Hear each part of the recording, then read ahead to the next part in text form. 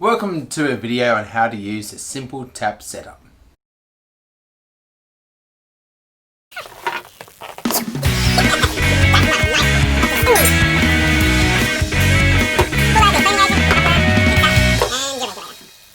Every second or so, keg, you want to clean your gear. So your tap, your coupler, and this your tap and your coupler.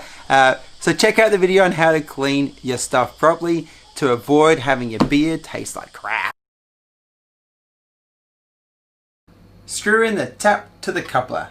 There's only one spot for it to go, so you can't go too wrong here. There's a nice soft rubber O-ring, which means that you don't have to go crazy hard. Just bust out your guns and screw it on. If you're in doubt though, grab a shifter. The kegs have got a round spear like that at the top, and you can put the coupler on whatever way you wish.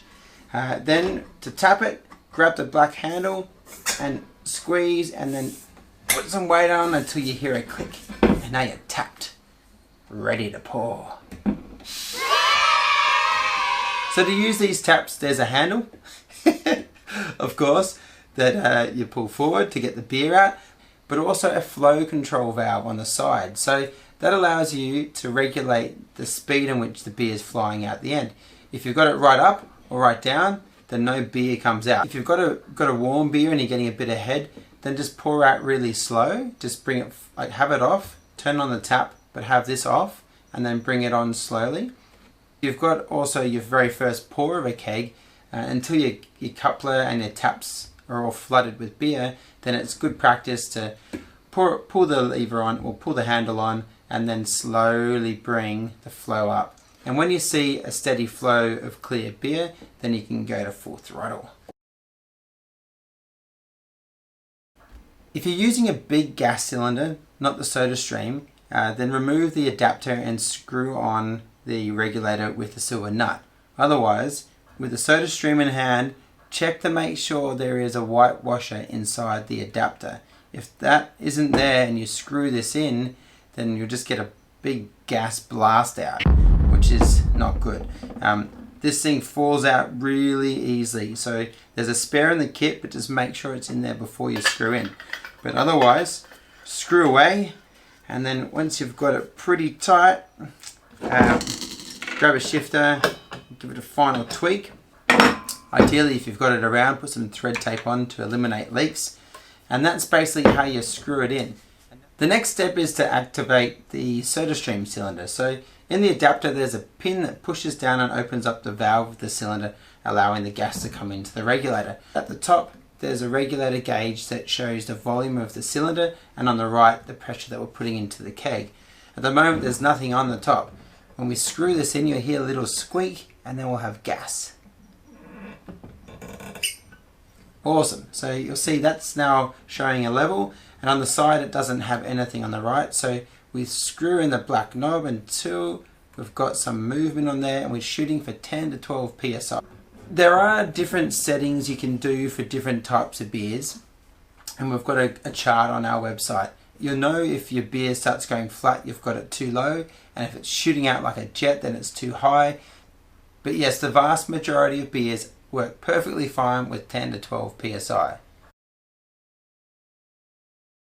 You don't have to turn off your gas, but it does remove the chance of a leak or overcarbonating your beer if you've put the pressure up too high. So to do that, just leave the black knob where it is, because you know that's set to the 10 to 12 psi, and just back off the thumb screw. And you'll find that now there's no more gas in the regulator. That's just a pressure release valve for the regulator. And then when you need to put more gas back into the beer, turn it back on, and away you go. Alright, two safety things before you connect up. You can't use a barbecue gas bottle. It's got LPG gas in it, and it'll probably kill you. And secondly, if you can keep your gas bottles upright, it helps. Some people get away with them horizontal, but if you're upside down, then the liquefied CO2 drains into the regulator and freezes it. And the next thing you know, you can't get any gas into your keg, and you can't pour a beer. So to connect the gas, you've got a little shroud over the top of the bore lock connection. You just pull that back and slide it on and connect away. And now we are pouring with gas. If there's one thing to remember out of this video, it's this. Warm keg equals head. Maybe not that line specifically, but the point is, if you've got a warm keg and you try to pour a beer, you're just going to have a disappointing frothy milkshake. So you need to have everything cold. That's the keg, the coupler and the tap before you get the perfect pour. If the keg's cold and the coupler and the tap are still warm, then it's okay. You just have to put the flow control down and pour slowly until everything's chilled, and then you can go crazy. The gas doesn't have to be kept cold, but the keg really needs to be ridiculously cold. So ideally between 2 and 4 degrees, but that's pretty hard to work out sometimes. So just an esky with ice, a bucket with ice, or a fridge. It's now time to pour a beer. Yeah! So to do that, you do need a clean glass. You don't want to drink from a dirty boot, so don't drink from a dirty glass.